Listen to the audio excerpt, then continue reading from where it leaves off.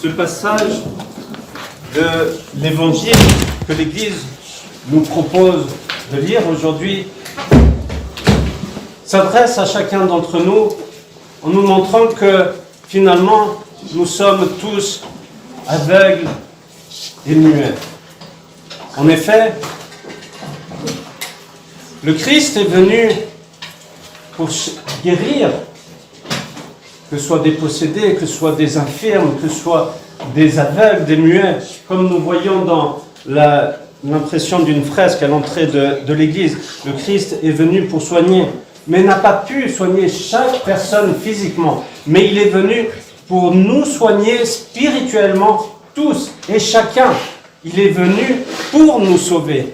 Et c'est ça que nous proclamons, que le Christ est venu pour nous sauver, pour nous donner cette vie éternelle, pour nous montrer ce chemin pour aller vers le Père. En effet, à partir du moment où nous avons été touchés et que nous nous approchons du saint baptême, et l'ancienne tradition dit que celui qui a été baptisé a été illuminé. Donc à partir du moment où nous avons cette révélation que le Christ est Dieu, que nous avons cette envie de le suivre, alors nous avons nos yeux qui s'ouvrent.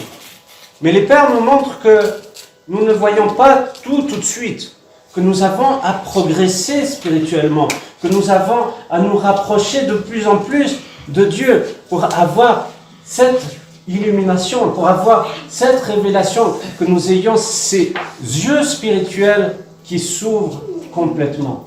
Mais c'est aussi à travers l'Église, c'est à travers les sacrements, à travers cette vie en Christ, que nous pouvons alors avoir ce miracle de voir spirituellement, de ne plus être au niveau terrestre, cognitif, mais que nous dépassons tout cela et que nous laissons finalement, petit à petit, laisser Dieu agir dans notre vie. En effet, si nous sommes dans nos péchés, si nous sommes justement dans cette envie de tout contrôler et de ne pas laisser cette place à Dieu dans notre vie, même un tout petit peu, que nous voulons essayer de tout régler, alors nous n'avons pas cette humilité. Nous n'avons pas cette humilité de faire confiance à Dieu et de s'abandonner complètement à lui. Alors comment peut-il agir si nous ne le laissons pas agir dans notre vie? En effet, Dieu a un tel amour pour nous qu'il nous laisse libres. Mais nous avons cette responsabilité de répondre. Oh, combien de fois dans notre vie, nous avons des moments de perturbation, des moments de crise, des moments de douleur, des moments de difficulté. Et c'est là que, finalement, nous avons cette possibilité, comme nous disent les pères de l'Église, de progresser. De progresser ou l'inverse, de complètement se détourner et de le rejeter. Et oui, par ces moments difficiles, nous pensons que Dieu n'est pas là, que Dieu nous a abandonnés, que Dieu nous fait du mal.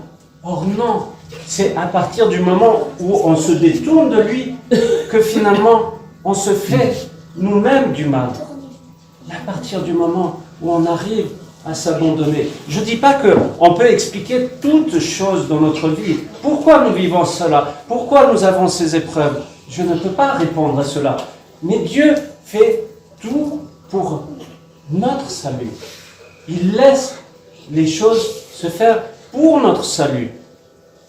Et oui, nous avons juste, et c'est ce petit mot qui est très difficile, juste nous abandonner à Dieu. Pour que, finalement, Dieu nous illumine. Et comme nous le voyons dans le psaume 118, il est écrit « Ta parole est une lampe pour mes pas ». En effet, à travers les Écritures, à travers les prières, nous avons finalement cette possibilité que Dieu nous illumine et illumine nos pas pour voir quel chemin nous avons à prendre. Et en prenant ce chemin, alors nous avons nos yeux, mais aussi nos oreilles et notre bouche qui peuvent s'ouvrir. Non pas pour se glorifier, mais pour glorifier Dieu. En effet, à partir du moment où nous avons cette soif, que nous avons envie d'être avec Dieu, alors nous avons cette envie de louer Dieu. C'est pour cela que nous chantons dans l'église. Nous avons cette joie, nous avons cet espoir qui fait que, quand je parle de joie et d'espoir, ce n'est pas quelque chose de terrestre, mais de céleste qui nous porte. Et c'est ça qui va faire que nous pouvons affronter toutes les tempêtes. En effet, nous voulons toujours être sur notre bateau, de naviguer et ne pas laisser Dieu agir comme étant le capitaine de notre vie. Et à partir du moment où on le laisse être le capitaine de ce bateau, alors nous avons ce psaume 150 qui s'incarne en nous.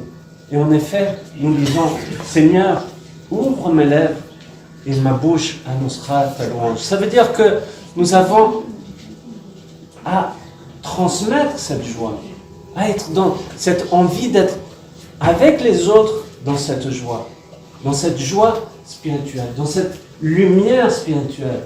Alors, quand nous voulons agir comme cela, nous transmettons cette foi, nous transmettons cette joie et cet espoir en Dieu.